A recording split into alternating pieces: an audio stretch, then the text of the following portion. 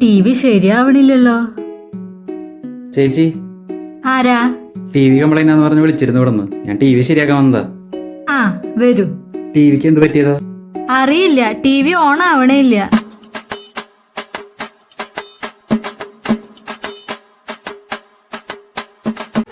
ചെക്കന്റെ നോട്ടം ശരിയല്ലല്ലോ, ഒന്ന് സൂക്ഷിക്കണം. കുടിക്കാൻ കുറച്ച് വെള്ളം തരുമോ ചേച്ചി?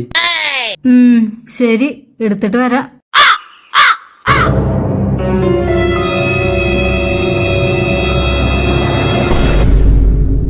അയ്യോ, എന്റെ ടിവി!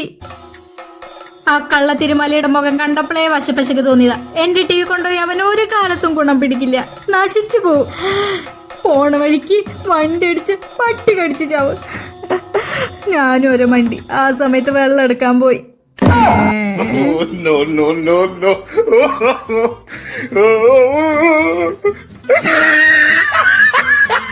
വെള്ളം